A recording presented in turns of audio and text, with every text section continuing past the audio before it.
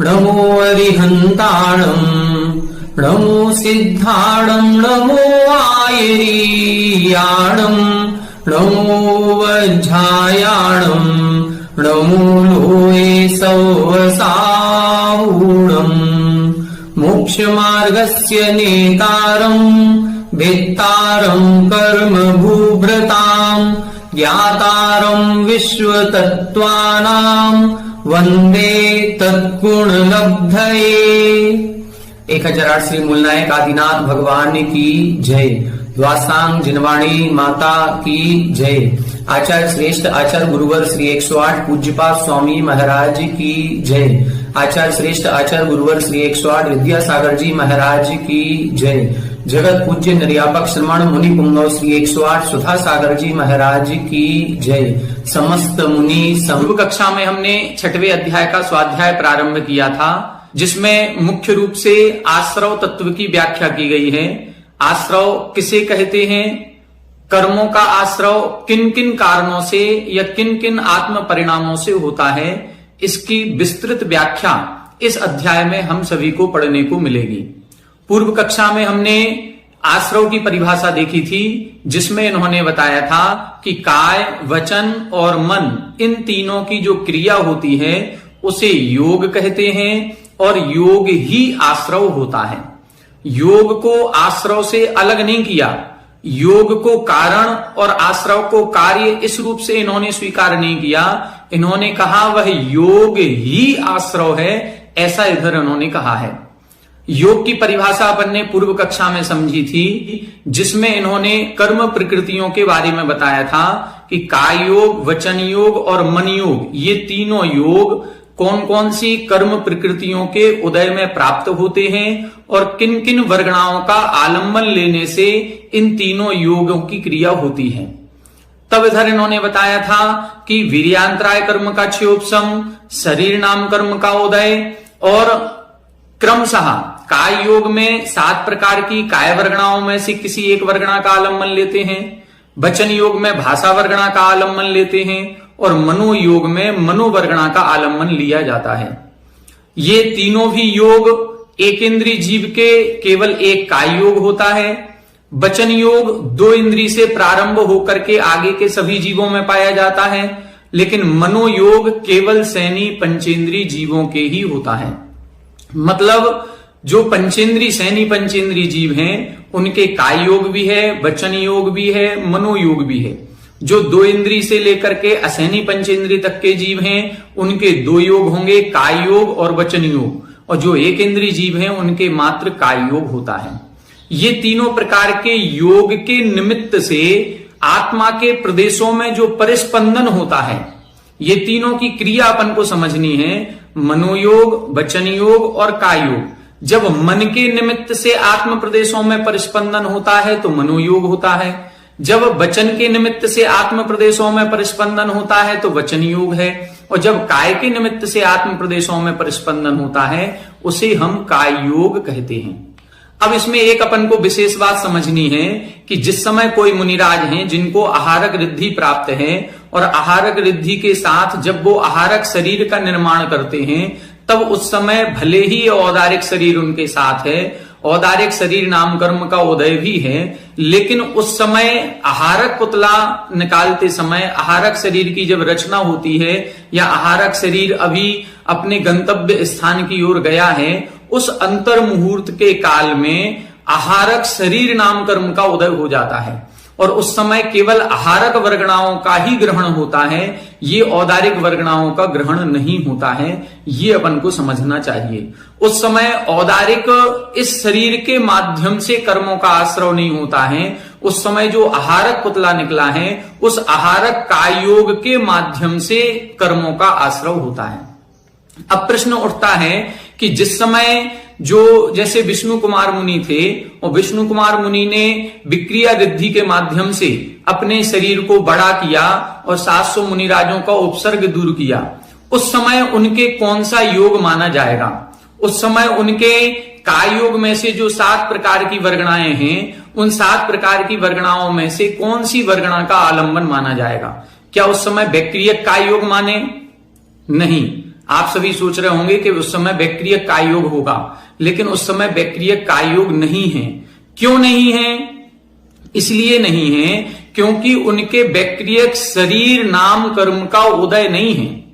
उस समय औदारिक शरीर नाम कर्म का उदय है, और औदारिक शरीर नाम कर्म में ही जो औदारिक वर्गणाएं हमको मिल रही हैं, ये औदारिक शरीर प्राप्त हुआ है। इसी में विक्रिया रिद्धि के माध्यम से ये योग्यता या ये शक्ति प्राप्त हो जाती है कि इसी औदारिक शरीर की वर्गणाओं को हम छोटा बड़ा रूप बना सकते हैं। वैक्रियक शरीर नाम कर्म का उदय नहीं है। वैक्रियक शरीर नाम कर्म का उदय तो देव और नारकियों के होता है। तो वैक्रियक काय योग केवल देव और नारकियों के होगा। मनुष्यों के, त्रियंचों के विक्रिया रिद्धि के माध्यम से शरीर को बड़ा छोटा करने की शक्ति तो प्राप्त है, लेकिन उस समय वैक्रियक वर्गणाओं का आलंबन नहीं है, उस समय वैक्रियक वर्गणाओं का ग्रहण नहीं है, इसलिए वैक्रियक काय योग नहीं होगा। ये अपन को विशेष इसमें ध्यान रखना है। अब आज अपन आगे के सूत्रों को देखेंगे, जिसमें ये बताएंगे कि वह जो आश्रव इन्होंने बताया है, वह आश्रव कितने प्रकार का होता है। आइए देखें पेज नंबर 245 पर सूत्र नंबर 3 उत्थानिका 613। आह कर्म द्विविधम पुण्यम पापम च इति। इधर बता रहे हैं कि जो कर्म होते हैं वो कर्मों को 2 भागों में बांटा जाता है। कुछ कर्म ऐसे हैं जो पुण्य कर्म कहलाते हैं, कुछ कर्म ऐसे हैं जो पाप रूप होते हैं। हम जब 8 कर्मों में देखेंगे तो 8 कर्मों को 2 भागों में विभाजित किया जाता है, घातीय कर्म और अघातीय कर्म। घातीय कर्म वो होते हैं जो आत्मा के शुद्ध स्वरूप का घात करते हैं, अनुजीवी गुणों का घात करते हैं, ऐसे गुणों का घात करते हैं जिससे जीव का अस्तित्व ही खत्म हो जाए। तो ऐसे गुणों का घात करने वाले जो कर्म होते हैं उन्हें हम घातीय कर्म कहते हैं। ये जो घातीय कर्म हैं ये पाप रूप ही होते हैं, ये पाप कर्म ही कहलाते हैं। घातीय कर्मों की 47 प्रकृतियां होती हैं। ज्ञानावरण की 5, दर्शनावरण की 9, मोहिनी की 28 और अंतराय की 5। ये घातीय कर्म पाप रूप ही होते हैं। अब बचे अपने 101 कर्म और बचे। कुल 148 प्रकृतियां होती हैं, जिसमें से 47 पाप रूप हो गई। अब अपनी 101 प्रकृतियां और बची जो अघातीय कर्मों की हैं। वो जो अघातीय कर्मों की प्रकृतियां हैं उनमें कुछ प्रकृतियां पुण्य रूप होती हैं, कुछ प्रकृतियां पाप रूप होती हैं। जैसे वेदनी कर्म के 2 भेद, साता वेदनी, असाता वेदनी। तो असाता वेदनी पाप रूप है, साता वेदनी पुण्य रूप है। जैसे गोत्र कर्म के 2 भेद, उच्च गोत्र, नीच गोत्र। तो नीच गोत्र पाप रूप हो गया, उच्च गोत्र पुण्य रूप हो गया। जैसे आयु कर्म के 4 भेद, तो 4 भेदों में से नरक आयु पाप रूप है, त्रियंचायु, मनुष्यायु, देवायु ये पुण्य रूप है। इसी प्रकार नाम कर्म की 93 प्रकृतियां होती हैं। उन 93 प्रकृतियों में से कुछ पाप रूप होती हैं, कुछ पुण्य रूप होती हैं।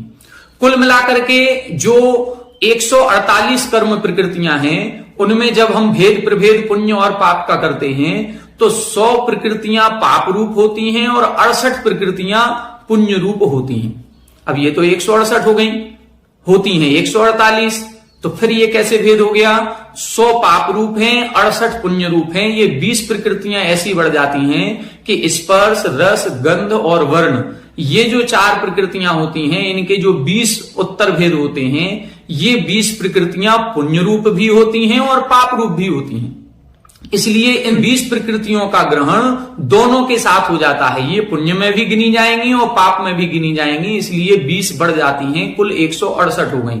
168 में 100 प्रकृतियां पाप रूप और 68 प्रकृतियां पुण्य रूप होती हैं। अब इधर ये बता रहे हैं कि कर्म द्विविधम पुण्यम पापम चैति। कर्म 2 प्रकार का, पुण्य प्रकृति रूप और पाप प्रकृति रूप।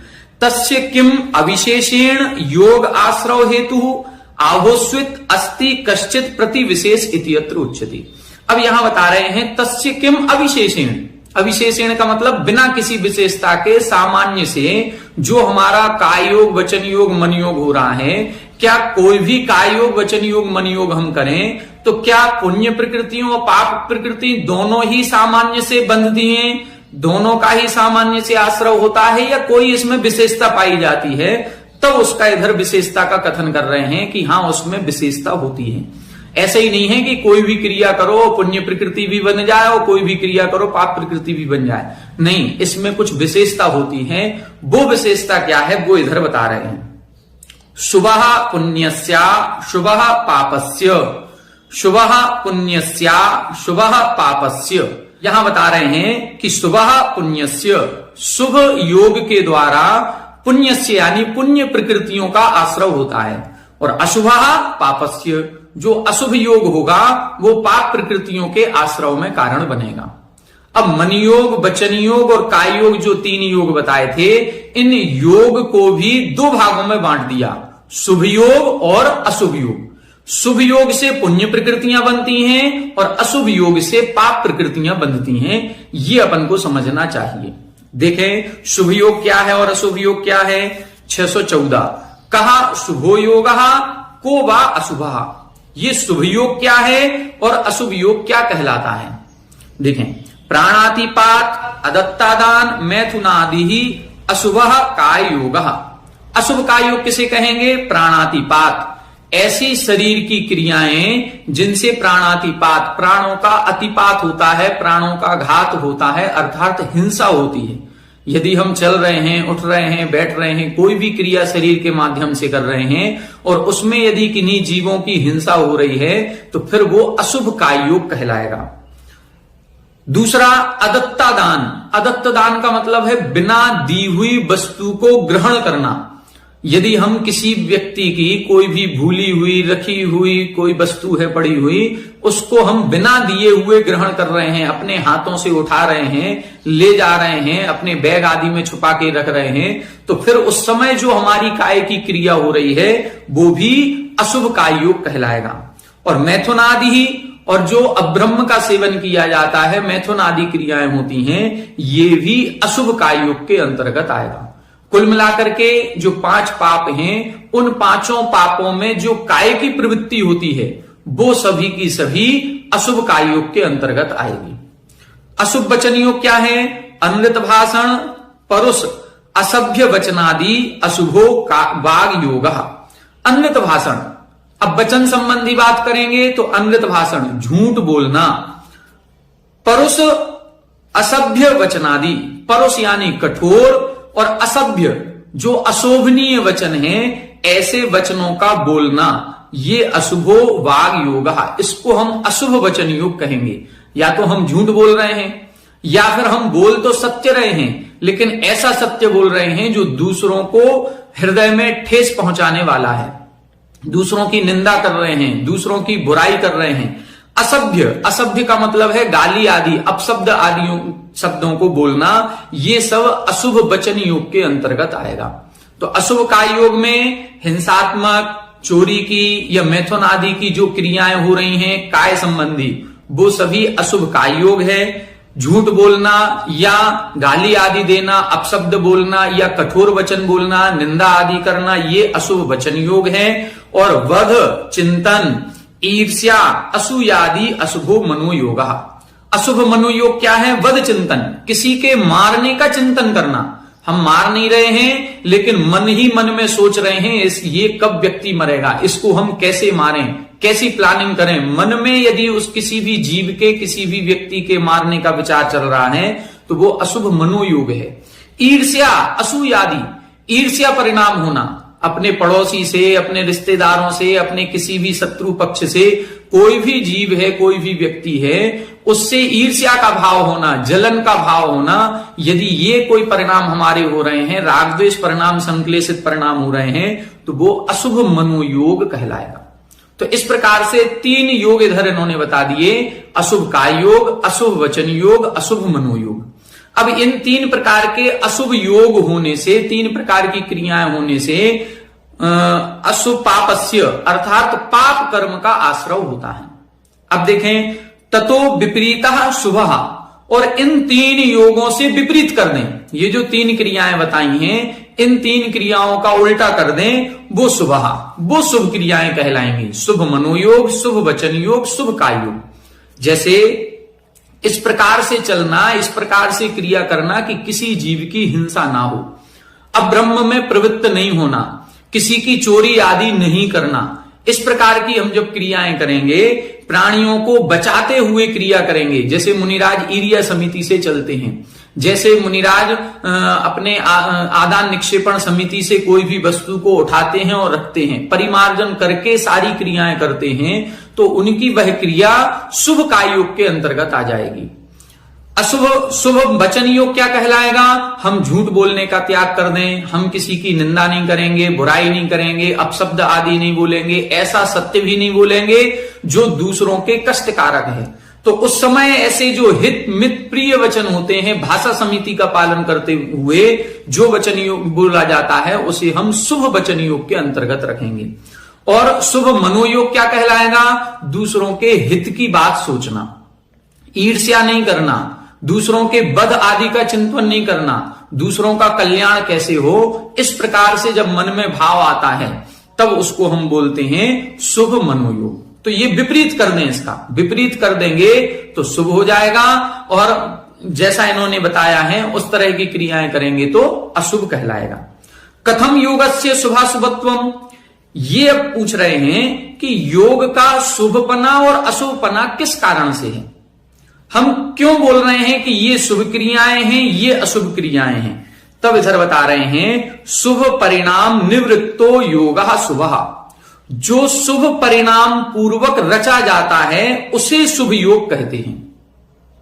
क्या कह रहे हैं? आत्मा का जो परिणाम है, आत्मा का परिणाम यदि शुभ है, शुभ परिणामों से मन की क्रिया हो रही है, शुभ परिणामों से वचन की क्रिया हो रही है, शुभ परिणामों से काय की क्रिया हो रही है, या शुभ उद्देश्य से लेकर के, शुभ परिणाम का मतलब शुभ उद्देश्य से लेकर के कोई भी क्रिया करते हैं तो वह योग शुभ कहलाएगा। अशुभ उद्देश्य से लेकर के यदि हम कोई क्रिया कर रहे हैं तो वो अशुभ उपयोग कहलाएगा, अशुभ योग कहलाएगा। अशुभ परिणाम निवृत्तश्च अशुभः, अशुभ परिणामों से जो रचा जाता है उसे हम अशुभ योग कहते हैं। ना पुनः शुभाशुभ कर्म कारणत्वेन, शुभ कर्म का बंध कराता है इसलिए शुभ योग है? नहीं। अशुभ कर्म का बंध कराता है इसलिए अशुभ योग है? नहीं। शुभ अशुभ कर्म के बंध का कारण है इसलिए योग को शुभ अशुभ नहीं कहा जा रहा है। देखें, समझें इस बात को बहुत अच्छे से। शुभ कर्म का बंध कराता है, जैसे उधर लिखा ना शुभः पुण्यस्य, शुभ योग से पुण्य कर्म का बंध होता है, अशुभ योग से पाप कर्म का बंध होता है। लेकिन हम शुभ योग और अशुभ योग की परिभाषा कर्म के कारण से नहीं लगाएंगे कि जो शुभ प्रकृतियों का बंध कराए वो शुभ योग, जो अशुभ प्रकृतियों का बंध कराए वो अशुभ योग, ऐसी परिभाषा नहीं लगानी है। परिभाषा क्या लगेगी? जो शुभ परिणामों से निवृत्त होता है वो शुभ योग, जो अशुभ परिणामों से निवृत्त होता है वो अशुभ योग। जैसे मान लो रावण है, रावण पूजन कर रहा है, लेकिन वह जो पूजन कर रहा है, जो विद्या की सिद्धि कर रहा है, वो किस लिए कर रहा है? कि मुझे ऐसी शक्ति की प्राप्ति हो जाए जिससे मैं राम का विनाश कर सकूं। तो उस समय शुभ क्रिया होते हुए भी वो अशुभ योग के अंतर्गत आएगा। और कई बार आपने महाराज श्री के प्रवचन सुने होंगे, और उसमें वो कहते हैं कि जैसे हम स्नान आदि की क्रियाएं कर रहे हैं, तो स्नान करना शुभ क्रिया की अशुभ क्रिया? स्नान करना है तो अशुभ क्रिया, लेकिन उस समय यदि परिणाम हमारा ये है कि हम स्नान इसलिए कर रहे हैं क्योंकि मुझे अभिषेक करना है, यदि हमारा अभिषेक करने का उद्देश्य है और ये उद्देश्य लेकर के स्नान की क्रिया की जा रही है, तो वो हमारा स्नान करना भी अशुभ होते हुए भी शुभ योग हो जाएगा। कपड़े धोना शुभ है कि अशुभ? कपड़े धोना तो अशुभ क्रिया है क्योंकि आरंभ की क्रिया है, लेकिन फिर भी हम कपड़े धोने में अपने धोती दुपट्टे भी डालेंगे, और धोती दुपट्टे डाल करके धोती दुपट्टे धोएंगे तो हम ये सोच करके कर रहे हैं क्योंकि मुझे अभिषेक करना है इसलिए ये कपड़े धोए जा रहे हैं, तो फिर उस समय हमारा शुभ योग हो जाएगा। तो ये नहाना धोना, स्नान आदि करना, भोजन आदि बनाना, अब भोजन आदि बनाने की क्रिया क्या है? भोजन आदि बनाने की क्रिया अशुभ है। यदि हम स्वयं के लिए भोजन बना रहे हैं तो अशुभ हो गया, लेकिन हम तो चौके के लिए भोजन बना रहे हैं, हम ऐसा शुद्ध भोजन बना रहे हैं कि जो मुनिराजों का आहार हम करा सकें, अतिथि संविभाग कर सकें, और फिर उसके बाद हम उस भोजन को करेंगे। यदि इस संकल्प के साथ भोजन आदि बनाया जा रहा है तो वही शुभ योग के अंतर्गत आ जाएगा। तो ये सारी की सारी क्रियाएं, हम परिणाम को देखें, हमारा उद्देश्य क्या है, किस उद्देश्य से हम तैयार हो रहे हैं, किस उद्देश्य से क्रिया की जा रही है। वो उद्देश्य हमारा यदि शुभ है तो वह क्रिया मन वचन काय की जो भी हो रही है वो शुभ कहलाएगी, और यदि उद्देश्य हमारा ठीक नहीं है तो फिर वही क्रिया अशुभ कहलाएगी। कर्म के कारण से नहीं है। क्यों? क्योंकि उत्तर दे रहे हैं, यदि एवं उच्यते शुभ योग एव नास्यात्। यदि हम ये कहें कि जो शुभ कर्म का बंध कराए सो शुभ योग, जो अशुभ कर्म का बंध कराए सो अशुभ योग, यदि हम ऐसी परिभाषा बनाएंगे तो शुभ योग कभी बनेगा ही नहीं। क्यों नहीं बनेगा? क्योंकि शुभ योगस्य अपि ज्ञानावरण आदि बंध हेतुत्व अभ्युपगमात्। क्योंकि शुभ योग के द्वारा भी ज्ञानावरण आदि कर्मों का बंध होता है। आप सभी ने ये बात सुनी होगी कि प्रति समय हम आयु कर्म को छोड़ करके से 7 सभी कर्मों का बंध कर रहे हैं। प्रति समय, जिस समय आयु कर्म का भी आश्रय हो रहा है उस समय 8 कर्मों का बंध कर रहे हैं। अब जब हम प्रति समय 7 कर्मों का बंध कर रहे हैं तो उन 7 कर्मों में क्या ज्ञानावरण कर्म नहीं है? दर्शनावरण कर्म, उसका भी बंध हो रहा है, मोहिनी का उसका भी हो रहा है, अंतराय का उसका भी हो रहा है। और ये तो चारों कर्म घातीय कर्म है। और हमने बताया कि घातीय कर्म पाप रूप ही होते हैं। जब ये पाप रूप ही होते हैं और इन पूरी 47 प्रकृतियों में से कोई ना कोई प्रकृति का बंध प्रति समय हमारे चल रहा है, तो फिर इन अशुभ कर्मों का बंध कराने वाला यदि अशुभ योग होगा तो फिर शुभ योग तो कभी बनेगा ही नहीं। क्योंकि हम पूजन करते समय भी ज्ञानावरण कर्म बन रहा है, स्वाध्याय करते समय भी ज्ञानावरण कर्म बन रहा है, अन्य सामायिक आदि करते समय, आहार दान आदि करते समय, कोई भी शुभ क्रियाएं हैं, उन शुभ क्रियाओं के समय भी यदि पाप कर्मों का बंध हो रहा है तो उसको फिर हम शुभ योग कहेंगे कि अशुभ योग कहेंगे। इसीलिए इधर उन्होंने कहा कि शुभ कर्मों के बंध का कारण है इसलिए शुभ योग नहीं है, अशुभ कर्मों के बंध का कारण है इसलिए अशुभ योग नहीं है, बल्कि हमारे परिणामों की निवृत्ति, मतलब हमारे परिणाम कैसे हैं, हमारा उद्देश्य क्या है। हमारा उद्देश्य यदि हिंसात्मक प्रयोजन को लेकर के कोई शुभ क्रिया भी की जा रही है तो वो अशुभ योग कहलाएगा। यदि अहिंसा को लेकर के कोई अशुभ क्रिया भी की जा रही है तो वो शुभ योग के अंतर्गत आएगा। इसीलिए कहते हैं कि कई बार यदि किसी जीव की हिंसा हो रही है और हम सत्य भी बोल रहे हैं तो वो असत्य की कोटि में आ जाता है। क्यों? क्योंकि हमने सत्य बोल दिया और सत्य बोलते ही हिंसा हो गई। एक गाय जा रही थी और कोई जो उसको मारने वाला जो होता है और हाथ में फरसा लिए है और उसको मारने के लिए जा रहा है, और वो पूछे कि क्यों इधर से गाय निकली है क्या? हमने सत्य बोल दिया, क्योंकि हम अशुभ योग तो करेंगे नहीं। हमने यदि सत्य बोल दिया और उस गाय की हिंसा हो गई तो फिर जाकर के हमें अशुभ का ही बंध होगा, क्योंकि हमारे परिणामों से उधर एक हिंसात्मक कार्य हो गया। तो हमारा उद्देश्य जो है उस उद्देश्य के अनुसार ये सारा पुण्य पाप कर्म का बंध होता है, वैसा ही योग माना जाता है। तो क्या लिखा इधर, यदि एवं उच्यते शुभ योग एव नास्यात्। यदि हम ऐसा कहेंगे कि शुभ कर्म का बंध कराता है इसलिए शुभ योग है, तो फिर ऐसा शुभ योग कभी बनेगा ही नहीं, क्योंकि ज्ञानावरण आदि 7 कर्मों का बंध प्रति समय होता है, और प्रति समय होने से जब अशुभ कर्म बन रहा है तो प्रत्येक समय अशुभ योग हो जाएगा, जबकि ऐसा नहीं होता। आगे बता रहे हैं पुण्य किसे कहते हैं, तो पुनाति आत्मानम पूयते अनेन इतिवा पुण्यम। जिससे आत्मा पवित्र होती है या जो आत्मा को पवित्र करता है उसे हम पुण्य कहते हैं। देखो, आत्मा को जो पवित्र करता है वो पुण्य है। तत् सद्वेद्य आदि, वो कौन सी प्रकृतियां हैं? साता वेदनी आदि। साता वेदनी है, उच्च गोत्र है, मनुष्य आयु है, देव आयु है, ये सब क्या है? ये पुण्य प्रकृतियां कहलाती हैं। पाति रक्षति आत्मानम शुभात इति पापम। शुभात, शुभ से आत्मा की जो रक्षा करता है, रक्षा करने का मतलब दूर करता है, जो शुभ से आत्मा को दूर करता है उसे हम पाप कहते हैं। देखो पाप की क्या परिभाषा बना रहे हैं, जो शुभ से दूर करता है, जो पुण्य क्रिया नहीं होने देता है उसे हम पाप कहते हैं। तत् असद्वेद्य आदि, वो असाता वेदनीय आदि कर्म कहलाते हैं। तो इस प्रकार से इधर इन्होंने आश्रव के दो भेद कर दिए, शुभ आश्रव और अशुभ आश्रव। शुभ योग से शुभ आश्रव होता है, अशुभ योग से अशुभ आश्रव होता है।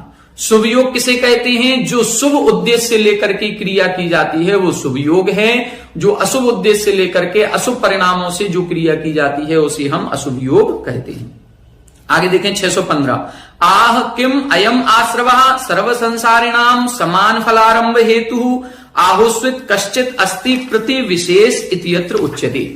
यहां बता रहे हैं किम अयम आश्रवः, ये जो कर्मों का आश्रव हो रहा है, सर्व संसारिणाम सभी संसारी जीवों के समान फलारंभ हेतु, सभी के समान फल को उत्पन्न करने वाला होता है, अथवा किसी में विशेषता पाई जाती है। तब उसकी विशेषता बताने के लिए अगला सूत्र लिख रहे हैं, स कषाया कषाययोः सांप्रायी केरिया पथयोः।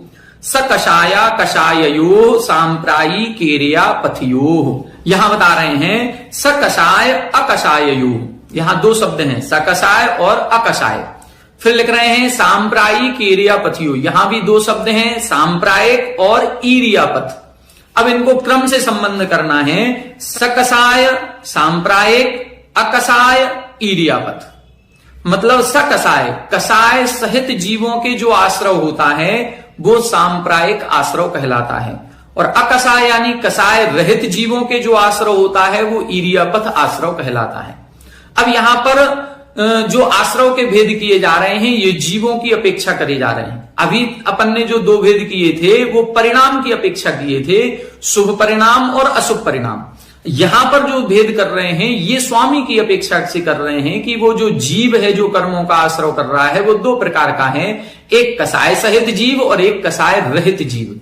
जो क्रोध मान माया लोभ ये कसाय हैं, इन कसायों का उदय 10वें गुण स्थान तक होता है। तो 10वें गुण स्थान तक के जीव कसाय सहित कहलाते हैं। 10वें गुण स्थान के ऊपर 11, 12, 13, 14 ये जो 4 गुण स्थान हैं यहां कसाय का उदय नहीं होता, तो ये जीव अकसाय वाले कहलाते हैं।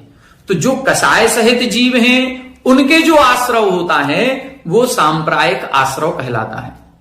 जो कसाय सहित जीवों के कर्मों का आश्रव होगा उस आश्रव को क्या कहेंगे, सांप्रायिक आश्रव। सांप्रायिक का मतलब संप्राय, संप्राय का मतलब होता है संसार। तो कसाय सहित जब आश्रव होगा तो वो संसार का कारण बन जाता है, इसलिए उसको सांप्रायिक आश्रव कहते हैं। ईरियापथ, ईरियापथ का मतलब होता है जो सीधी मोक्ष की प्राप्ति कराता है। ऐसे ईरियापथ आश्रव को जो कराता है वो अकसाय, मतलब 11, 12 और 13वें गुण स्थान में जो कर्मों का आश्रव होता है वो मोक्ष की ओर ले जाता है, इसलिए उसको ईरियापथ आश्रव कहते हैं। अथवा संप्राय जब कसाय सहित आश्रव होता है तो उसका स्थिति और अनुभाग होता है, क्योंकि आप सभी ने द्रव्य संग्रह पढ़ करके आए हैं, उसमें पढ़ा होगा जोगा पैडी पदेशा ठिदि अनुभागा कसाय दो हुंती। 4 प्रकार का बंध है, उसमें से प्रकृति बंध और प्रदेश बंध योग से होता है, स्थिति और अनुभाग बंध कसाय से होता है। तो स्थिति का मतलब काल मर्यादा, कोई कर्म आकर के बंधेगा तो कितने लंबे समय तक बंधेगा ये हमारी कसाय पर डिपेंड करेगा। यदि हम कसाय सहित हैं तो निश्चित उसमें कुछ ना कुछ स्थिति पड़ेगी, स्थिति पड़ेगी तो हम संसार में रुके रहेंगे। और ईरियापथ आश्रव में कसाय नहीं होने से उसमें स्थिति नहीं पड़ती है, और जब स्थिति नहीं पड़ेगी तो वो कर्म हमको संसार में नहीं रोकेगा। इसीलिए ईरियापथ आश्रव जो होता है उस समय कर्मों का आश्रव तो होता है, लेकिन जिस समय आश्रव है उसी समय बंध है और उसी समय उसकी निर्जरा हो जाती है। ईरण धातु गत्यर्थक होती है, मतलब जिस समय आया उसी समय चला गया, इसलिए उसको ईरियापथ आश्रव कहते हैं। 11वें, 12वें और 13वें गुण स्थान में मात्र एक कर्म प्रकृति का बंध होता है, साता वेदनी का। वह साता वेदनी भी आती है और तुरंत चली जाती है, एक समय भी नहीं रुकती। जिस समय आश्रव है उसी समय बंद हो रहा है और उसी समय उसकी निर्जरा हो जाती है। लेकिन कसाय सहित जीवों का जब आश्रव होता है तो वो एक समयवर्ती नहीं होता है, उसकी कुछ ना कुछ स्थिति बंधती है, इसलिए उसको संसार या सांप्रायिक आश्रव कहते हैं। ठीक है, देखें स्वामी भेदात आश्रव भेद। अब यहां पर स्वामी के भेद से आश्रव में भेद कर रहे हैं। स्वामी नौ द्वौ सकसाय अकसायश्च इति। स्वामी दो प्रकार के हैं, कसायवान और अकसायवान यानी कसाय रहित। कसायः क्रोधादि, कसाय किसे कहते हैं? क्रोध मान माया लोभ को कसाय कहते हैं। कसाय एव कसायः, कसाय के समान होने से इसको कसाय कहते हैं। कहा उपमार था, ये कैसे कह रहे हैं कि कसाय के समान होने से कसाय कहते हैं? ये उपमा कैसी दी आपने? तब बता रहे हैं, यथा कसायो नई क्रोधादि श्लेष हेतु तथा क्रोधादि अपि आत्मनः कर्म श्लेष हेतुत्वात् कसाय एव कसाय इति उच्यते। यहां बता रहे हैं, एक वृक्ष होता है न्यग्रोध का वृक्ष, जिस न्यग्रोध के वृक्ष से एक चिपचिपा पदार्थ निकलता है जिसको हम गोंद कहते हैं, जो चिपकाने का काम करता है। वो जो चिपचिपा पदार्थ है उस पदार्थ को बोलते हैं कसाय। हम लोग गोंद बोलते हैं, शास्त्रों की भाषा में या संस्कृत की भाषा में देखेंगे तो उसको कसाय कहा जाता है। और वो जो गोंद है या कसाय है वो चिपकाने का काम करती है। इसी तरह से यहां पर जो आत्मा के ऐसे परिणाम जो कर्म से चिपकाने का काम करते हैं, इसीलिए उसको कसाय कहा जाता है। ये क्रोध मान माया लोभ ये आत्मा के परिणाम हैं और इन परिणामों से कर्म आत्मा से चिपकते हैं, इसलिए ये परिणाम उस चिपकाने में हेतु हैं। इसलिए कसाय इव कसायः, उस गोंद के समान होने से इन परिणामों को भी कसाय कहते हैं। ये इन्होंने उपमा दी है। ये कसाय क्यों कहा जा रहा है ये समझ लो। कसाय बोलते हैं गोंद को, गोंद चिपकाने का काम करती है, और ये क्रोध मान माया लोभ आत्मा के परिणाम भी चिपकाने का काम करते हैं, इसलिए इनको कसाय कहते हैं। सह कसायेण वर्तते इति सकसायः, जो कसाय सहित प्रवर्तन करता है उसे सकसाय कहते हैं। और न विद्यते कसायो यस्य इति अकसायः, जिसके कसाय नहीं होती है उसे अकसाय कहते हैं। सकसायश्च अकसायश्च सकसाय कसाययोः तयोः सकसाया कसाययोः, ये समास यहां पर कर दिया सकसाय का और अकसाय का। संप्रायः संसार, संप्राय किसे कहते हैं? संसार को कहते हैं। तत्प्रयोजनम कर्म सांप्रायिकम, और उसका जो प्रयोजन है मतलब संसार ही जिसका प्रयोजन है उसे हम सांप्रायिक कहते हैं। ईर्णम ईरिया योगो गति इत्यर्था। ईर्णम ईरिया, ये ईरिया शब्द की व्युत्पत्ति है जिसका अर्थ क्या है? गति, चलते रहना, रुकना नहीं है। हमने बताया कर्म की स्थिति पड़ेगी तो रुकेगा और स्थिति नहीं पड़ेगी तो गमन कर जाएगा। तद्वारकम कर्म ईरियापथम, और गति करते हुए कर्म का जो बंद होता है उसे ईरियापथ कहते हैं। सांप्रायिकम च ईरियापथम च सांप्रायिक ईरियापथी। सांप्रायिक और ईरियापथ इन दोनों शब्दों का समास कर दिया तो सांप्रायिक ईरियापथे ये शब्द बन गया। तयोः सांप्रायिक ईरियापथियो, इन दोनों का तयो शब्द से जब समास किया तो ये शब्द बन गया। यथा संख्यम अभिसंबंधः सकसायस्य आत्मनो मिथ्या दृष्टियादेः सांप्रायिकस्य कर्मणः आश्रवो भवति। यथा संख्यम अभिसंबंधः, क्रमशः इनका संबंध करना है। सकसायस्य आत्मनो, कसाय सहित आत्मा के, कौन सी आत्मा? मिथ्या दृष्टि आदि, मिथ्या दृष्टि से प्रारंभ करेंगे, प्रथम गुण स्थान से प्रारंभ करके सांप्रायिकस्य कर्मणो आश्रवो भवति, 10वें गुण स्थान तक सांप्रायिक कर्म का आश्रव होता है, अर्थात संसार के कारण बनता है, ऐसे कर्मों का आश्रव होता है। और अकसायस्य उपशांत कसाय आदि, और अकसायस्य कसाय रहित जीव, कौन? उपशांत कसाय आदि, 11वें गुण स्थान से प्रारंभ करेंगे तो ऐसे जीवों के ईरियापथस्य कर्मणः आश्रव भवति, ऐसे जीवों के ईरियापथ कर्मों का आश्रव होता है। कुल मिलाकर के जो प्रथम गुण स्थान से 10वें गुण स्थान तक के जीव हैं, जो कसाय सहित हैं, उनके जो आश्रव होगा वो उनकी स्थिति बनेगी, वो संसार में रुकेंगे, वह आश्रव संसार का कारण बनेगा। और जो 11वें 12वें और 13वें गुण स्थान में कर्मों का आश्रव होता है वह ईरियापथ अर्थात रुकता नहीं है, वो मोक्ष का कारण बनता है, संसार का कारण नहीं बनता है, इसलिए उसे ईरियापथ आश्रव कहते हैं। 13वें गुण स्थान तक ही कर्मों का आश्रव है, 14वें गुण स्थान में नहीं होता है क्योंकि योग नहीं पाया जाता है, संयोग अवस्था 13वें गुण स्थान तक होती। तो आज की कक्षा में हमने आश्रव की अपेक्षा से भेद समझे कि 2 प्रकार का आश्रव है, शुभ आश्रव, अशुभ आश्रव, सांप्रायिक आश्रव और ईरियापथ आश्रव। आज की कक्षा में इतना ही, आगे की कक्षा में और इसका विस्तार अपन सभी पढ़ेंगे। आप सभी हमारे साथ बने रहें। सभी को जय जिनेन्द्र।